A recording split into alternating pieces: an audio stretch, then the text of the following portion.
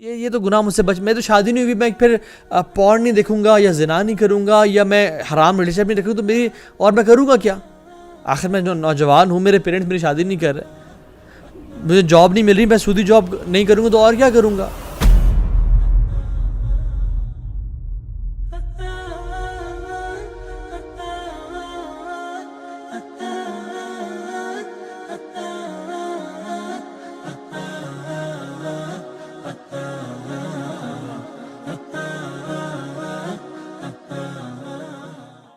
देखिए सुभान अल्लाह, इब्लीस की नेचर क्या थी, सिफ्त क्या थी कि पहले अल्लाह की नाफरमानी की, फिर जस्टिफाई किया और फिर अल्लाह को ब्लेम करना शुरू हो गया। और यही सेम सिफ्त, यही सेम मैथडोलॉजी वो हमारे साथ प्ले करता है।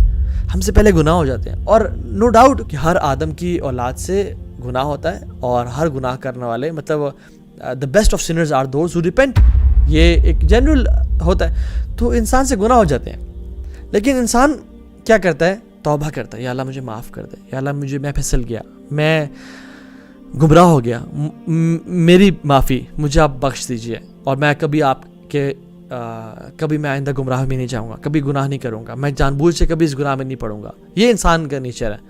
लेकिन जब वो दोबारा गुनाह करता है, हत्ता कि इंसान को उसमें लज़्ज़त नहीं आनी शुरू हो जाती है, तो फिर वो क्या करता है? ऐसा ऐसा सिंस को जस्टिफाई करना शुरू कर देता है। इंसान कहता है I have my regions, I was created this way,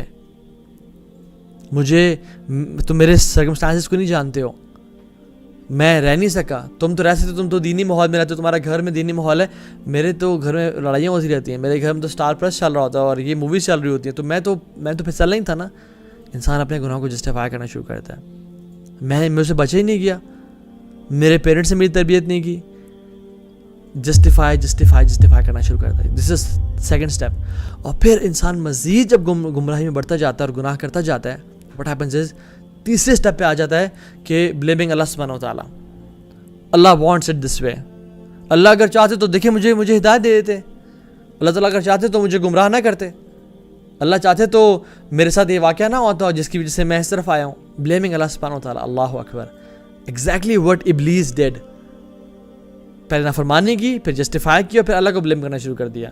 हम भी नाफरमानी करते हैं, तौबा ना करें तो बार बार करने के बाद जस्टिफाई करते हैं कि ये तो गुनाह मुझसे बच, मैं तो शादी नहीं हुई, मैं फिर पॉर्न नहीं देखूंगा या जिना नहीं करूंगा या मैं हराम रिलेशनशिप नहीं रखूँ, तो मेरी और मैं करूँगा क्या? आखिर मैं नौजवान हूँ, मेरे पेरेंट्स मेरी शादी नहीं कर रहे, मुझे जॉब नहीं मिल रही, मैं सूदी जॉब नहीं करूँगा तो और क्या करूँगा?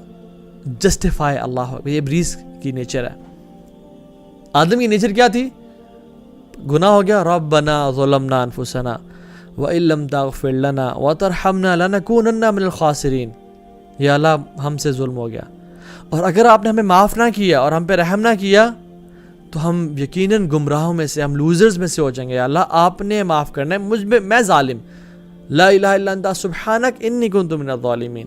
ये नेचर है आदम की और आदम की औलाद की। और जो करप्ट नेचर है इब्लीस की और इब्लीस के फॉलोअर्स की, वो ये है कि जस्टिफाई करना, मेरे पेरेंट्स ऐसे मेरे साथ ट्रीट क्यों कर रहे हैं, मेरे हालात इतने ख़राब क्यों हैं, मेरे साथ ये केस क्यों हुआ, मुझे उसने डिच क्यों किया, मुझे उसने धोखा क्यों दिया। तो जो मेरी कंडीशन है, या अल्लाह आप मुझे हिदायत देना चाहते हैं, अगर आप मुझे हिदायत देंगे तो मैं आ जाऊँगा आपके रास्ते पे। सुभान अल्लाह। दिस इज़ व्हाट एग्जैक्टली इब्लीस डिड।